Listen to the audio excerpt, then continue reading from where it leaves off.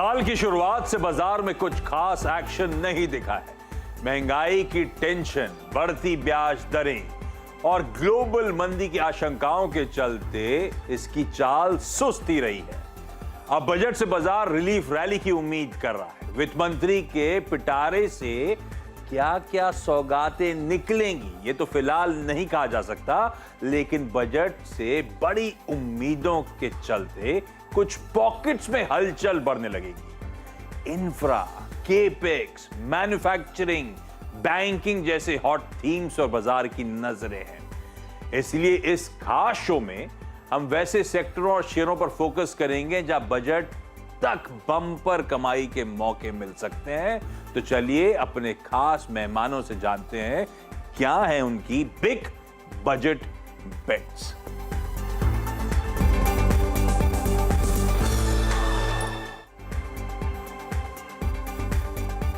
Union budget 2023 हमारे सामने खड़ा है। बुधवार 1 फरवरी सुबह 11 बजे फाइनेंस मिनिस्टर निर्मला सीतारमण अपनी इस सरकार का लास्ट फुल बजट पेश करने जा रही हैं और सबकी ढेरों उम्मीदें हैं।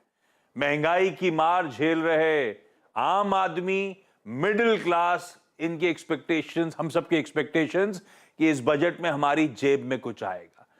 जेब में कुछ आएगा छोड़िए, जेब में जो है वो रुक जाएगा कुछ बहुत। कॉर्पोरेट्स चाहते हैं कि उनकी कंपनी, उनके सेक्टर के लिए ज्यादा एलोकेशंस मिलें, ज्यादा इंसेंटिव्स मिलें वगैरह वगैरह। और बाजार हमेशा की तरह चाहता है कि इस बार बजट में ग्रोथ को एक बढ़िया पुश मिले। बाजार चाहता है ग्रोथ के पुश के साथ साथ वो फिजिकल कंसोलिडेशन के पाथ पे भी हम जस के तस टिके रहें। और इस बार तो बाजार ये भी चाहता है कि कैपिटल गेन्स टैक्स के बारे में कुछ बोले ही ना तो अच्छा। सबके अपने होगा क्या, ये तो जब 1 फरवरी का बजट डोल आउट होगा तब एक्चुअली क्लैरिटी आएगी, तब पता चलेगा क्या निकल के आने वाला है। लेकिन आज हम करने क्या वाले हैं, क्या हो सकता है, क्या लाइकलीहुड्स हैं, क्या प्रोबेबिलिटीज हैं इस बजट में, और उसको देखते हुए कौन से सबसे बेहतरीन स्टॉक्स हैं जिस पे हम और आप दाव लगा सकते हैं। लीड इन में लिखा हुआ था बजट तक का कोई आइडिया नहीं है। तो फंडामेंटली स्ट्रांग कंपनीज हों तो वैसे भी पोर्टफोलियो में रखने लायक हैं, और बजट का एक एडेड तड़का उनके फेवर में आ जाए तो बात ही क्या है। मदद करने के लिए जियोजीत फाइनेंशियल सर्विसेज के गौरांग शाह, मार्केट एक्सपर्ट सुदीप बंदोपाध्याय, हिमांग जानी साहब मोतीलाल ओसवाल फाइनेंशियल सर्विसेज से, संजीव होता साहब आपको आपकी स्क्रीन पर नजर आएंगे शेर खान बाय बीएनपी पारिवार से, पार्थिव शाह नजर आएंगे आपको ट्रैकॉम से, ओम कैपिटल के राजेश अग्रवाल हैं। सबके सब एक साथ जुड़ते हुए हमारी इस बिग बजट बेट्स में मदद करने के लिए आप सबका स्वागत है।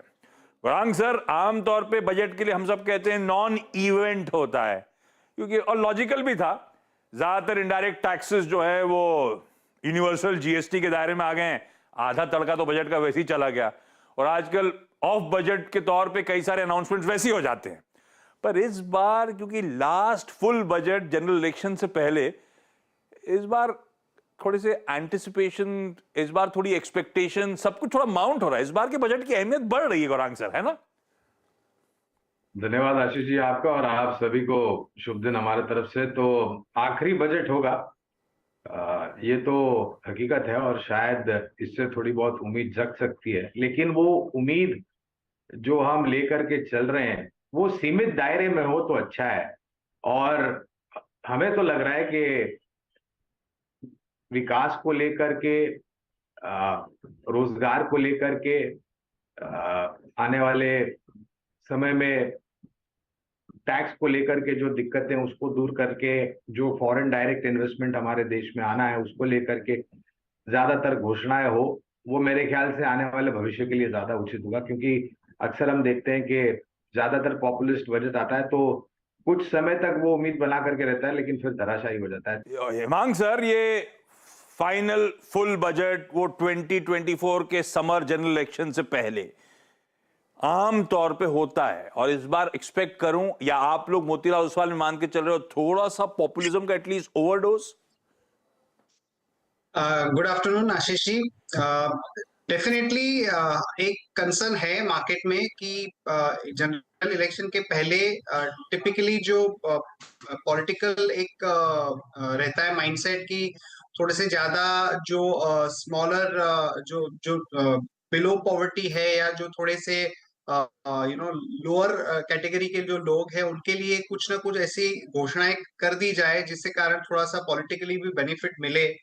और अभी के माहौल में जबकि ऑलरेडी जो इन्फ्लेशन का कंसर्न है वो अभी गया नहीं है और इंटरेस्ट रेट्स भी लगभग 150 से 200 बेसिस पॉइंट बढ़े हुए हैं, तो ये एक कंसर्न जरूर रहेगा।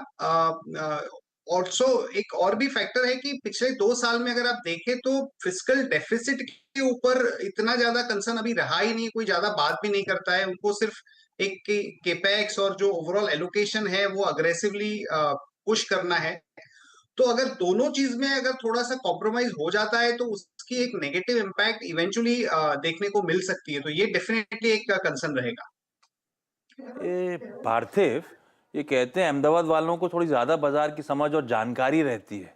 ये कैपिटल गेन्स में कुछ होने वाला है इस बार क्या? टिंकरिंग विंकरिंग की तैयारी हो रही है क्या? देखिए आशीष जी, एक्चुअली जिस तरह से चैटर है कि आगे जाते उनको कैपिटल गेन टैक्स हर एक एसेट क्लास का रैशनलाइज करना है, तो उस लिहाज से इफ नॉट दिस टाइम आने वाले सालों में तो ये आने वाला है। और if I recollect properly, Jaitley ji ने भी एक बार जब इनिशियली इंट्रोड्यूस किया था तब बोला था कि फ्यूचर रोड मैप यही होगा कि हर एक सेक्टर में हम लोग इन्वेस्टर्स को लॉन्ग टर्म इन्वेस्टमेंट के लिए इंसेंटिवाइज करें और उस लिहाज से अगर कैपिटल गेन टैक्स बढ़ाते भी है तो हम लोग इंडेक्सेशन का फायदा देंगे। नो डाउट उनके लिए फायदा है, हमारे लिए शायद इतना फायदा नहीं हो, लेकिन ये चीज ऐसी है कि इस बार आए या नेक्स्ट टाइम आए, आई थिंक रोड मैप तो सेट कर ही दिया है। देखने आए। अच्छा, जिस तरह से नैरेटिव क्रिएट हो रहा है, कैपिटल गेन्स टैक्स कोई छेड़छाड़, तमाम जगह कवरेज होना शुरू, बातचीत होना शुरू, कैपिटल गेन्स टैक्स की हिस्ट्री समझाना शुरू, कब से हुआ, कैसे हुआ, उसके बाद अगर कुछ नहीं बोली वित्त मंत्री साहिबा, कैपिटल गेन्स वर्ड का इस्तेमाल ही नहीं करा ना, तो वैसे ही सबके लिए बड़ा पॉजिटिव हो जाएगा बजट। ऐसा हो गया मूड माहौल। राजेश सर, बेसिकली हम वहीं पे आ गए लौट के। ये स्पेंडिंग प्रायोरिटीज और फिस्कल प्रूडेंस के बीच में कैसे मैथ बैठेगा, वो टाइट रोप वॉक कैसे करेंगे एफएम साहिबा, उस पर ही हमें जज करना है इस बजट को, है ना राजेश सर? आंसर यही है। बिल्कुल सही कहा आशीष जी आपने। हालात ऐसे बन गए हैं कि हम ये चाहते हैं कि वित्त मंत्री साहिबा हमें ये भी दे दे, वो भी दे दे, सब कुछ दे दें और फिस्कल डेफिसिट में भी कोई खास नेगेटिव इन्वायरमेंट ना बने। तो हालात ऐसे बन गए हैं कि उनको धोनी की तरह बैटिंग भी करनी पड़ेगी और शोएब अख्तर की तरह बॉलिंग भी करनी पड़ेगी। तो बहुत टाइट रोप वॉकिंग बिल्कुल है उनके लिए। मीट करना सबकी एक्सपेक्टेशन संभव नहीं होगा और एंड में फिस्कल कंसोलिडेशन, उस टाइट रोप वॉक पे चलना बहुत जरूरी है। देखते हैं फिस्कल डेफिसिट का आंकड़ा, देखते हैं बजट मैथ कैसी पैन आउट होती है। वो इंटरनल्स पे तो इस बाजार आवाज का पैनल हमेशा है, ये बाजार के जाने माने एक्सपर्ट जो हमारे साथ अभी दिख रहे हैं हमारी हमेशा मदद करते ही रहेंगे, तो बजट डिकोड करने के लिए ये सब मौजूद होंगे। लेकिन मैं बेसिक आइडिया है बिग बजट बेट्स का, कौन सी की थीम, क्या अनाउंसमेंट्स 1 फरवरी का वेटेड और कौन सा स्टॉक सबसे बढ़िया लगता है। होता साहब से शुरू कर रहा हूं।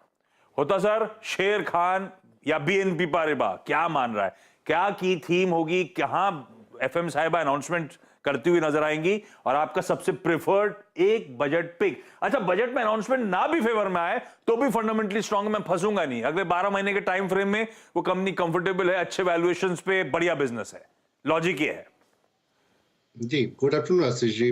मुझे लग रहा है ये हाई प्रोबेबिलिटी जो है वो है इंफ्रास्ट्रक्चर, यहाँ से तो गवर्नमेंट का फोकस हटेगा नहीं। जो स्टॉक इसमें जो मुझे पसंद है अभी वो है पीएनसी इंफ्रा। ये डुअल एडवांटेज है इसके लिए, एक तो बेनिफिट इसको मिलेगा रोड प्रोजेक्ट का और वाटर प्रोजेक्ट का जो कि जल जीवन मिशन है। कंपनी के पास एक स्ट्रॉन्ग ऑर्डर बुक है 19,000 करोड़ का, जो कि ऑलमोस्ट 2.8 टाइम्स टीटीएम रेवेन्यू है। एसेट मोनेटाइजेशन करने वाला है तो बैलेंस शीट में उसके जो डेट है और नीचे आने वाले हैं, तो वो भी एक फायदा है कंपनी का, बैलेंस शीट लाइट हो जाएगा। वैल्यूएशन की बात करें तो अभी भी ये 12.6 टाइम्स और 11.7 टाइम्स ट्रेड हो रहा है FY24 और FY25 के ईपीएस पे, तो बहुत ही रीजनेबल वैल्यूएशन है। तो यहाँ पे एक बाय की सलाह रहेगी with the target price of 360। पहला स्टॉक आपकी स्क्रीन पे रखिए, पीएनसी इंफ्रा को रडार पे। राजेश सर, ओम कैपिटल, कौन सा स्टॉक, कौन सी थीम, कहां नजर है आपकी, क्या लग रहा है? आशीष जी, अभी अभी आपने कहा कि इंफ्रास्ट्रक्चर और रेलवेज दो मेन थीम हो सकती है, तो हम रेलवे से ही जुड़े हुआ स्टॉक लेना चाहेंगे। अगर देखा जाए तो हम मैसिव इन्वेस्टमेंट एक्सपेक्ट कर रहे हैं जो रेलवेज में आ सकता है। Focus rolling stock, metro railways, ये सब में होगा। हमने कल ही सुना मुंबई में नई मेट्रो का उद्घाटन हुआ है। और इस सारी कामयाबी में हमें ऐसा लगता है कि वैगन्स के नए ऑर्डर निकल कर आएंगे, और टीटागढ़ वैगन्स लिमिटेड, जो TWL के नाम से जानी जाती है आजकल, वो प्राइवेट सेक्टर की सबसे बड़ी वैगन मैन्युफैक्चरिंग कंपनी है। 8400 वैगन्स की उनकी कैपेसिटी है, जो कि 12,000 अगले 2 साल में हो जाएगी। प्रेजेंस न केवल भारत में बल्कि इटली में है, और अफ्रीका यूरोप में एक्सपैंड करने की बात कर रहे हैं।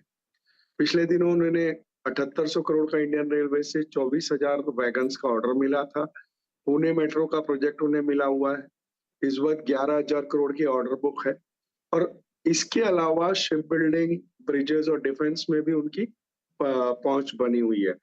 1,000 करोड़ के ब्राउनफील्ड एक्सपेंशन की बात कर रहे हैं।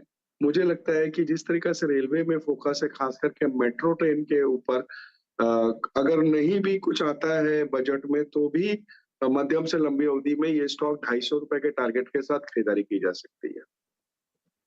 बढ़िया। अरे यार, आपकी तबीयत खराब हुई तो बहुत टाइम हो गया, गला खराब हुए। हमारी हफ्ते भर पहले से ज्यादा पहले बात हुई थी, अभी तक ठीक ही नहीं हो रहा। अभी भी वही हाल है सर। ये आपको ना बर्फ के बिना चलना चाहिए थोड़े दिन। टीटागढ़ वैगन्स है ओम कैपिटल की preferred budget pick. Himang sir, Motilal Oswal कहां पे दाव लगा रहा है सर? एक स्टॉक, एक थीम पकड़नी हो तो कौन सी है? आशीष जी, डिफेंस कम ऑटो का स्टॉक हमें पसंद है, भारत फोर्ज। और डेफिनेटली बजट में तो उसका एक इम्पोर्टेंस रहेगा ही। और ओवरऑल अगर आप देखें तो भारत फोर्ज ने पिछले 10 साल में लगभग 45 बिलियन रुपीस अलग अलग बिजनेसेस में इन्वेस्ट किए हैं, चाहे वो ईवी कंपोनेंट हो, या डिफेंस हो, लाइट वेटिंग हो। और ये सारा जो इन्वेस्टमेंट है वो होने के बाद अभी एक ऐसे स्टेज पे कंपनी आ चुकी है जहां पे कि हार्वेस्टिंग का फेज चालू हो रहा है। तो अभी रिसेंटली कंपनी का एक मैनेजमेंट कॉन कॉल हुआ था, और बहुत ही क्लियरली समझ में आ रहा है कि ये जो सारे बिजनेसेस है उसकी जो कंट्रीब्यूशन है वो काफी बढ़ने वाली है, और बिजनेसेस मार्जिन एक्रेटिव है। तो भारत फोर्ज हमें लगता है कि बजट और बजट के अलावा भी एक ऐसा स्टॉक है जहां पे अगले 2-3 साल में दाव लगाया जा सकता है, और हमें लगता है कि ये 15 to 18% kind of CAGR return दे सकता है। भारत फोर्ज डिफेंस और ऑटो की एक बढ़िया पिक।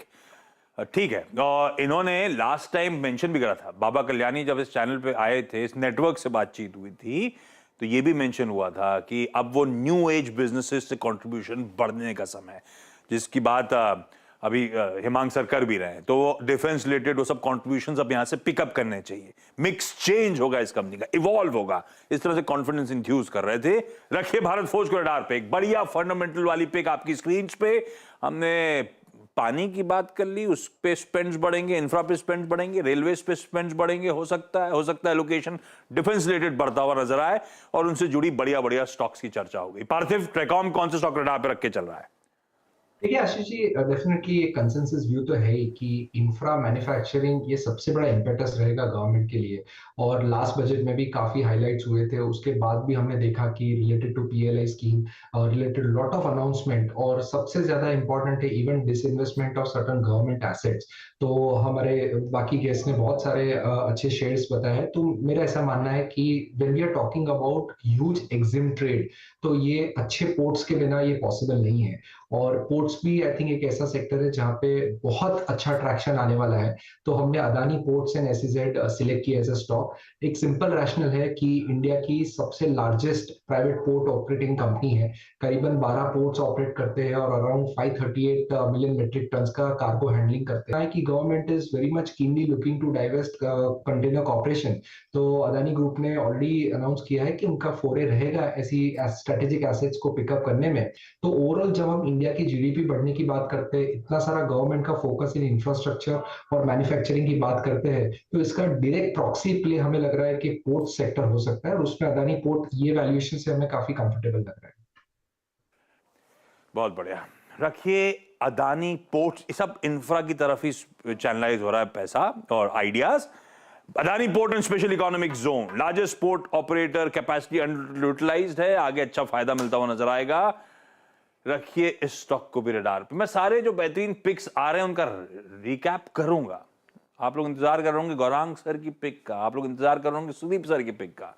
एक काम कर रहा हूं, मैं भी इंतजार करूंगा। छोटे से ब्रेक के उस पार जब लौटूंगा तो इन दोनों से इनकी बजट बेट्स लूंगा।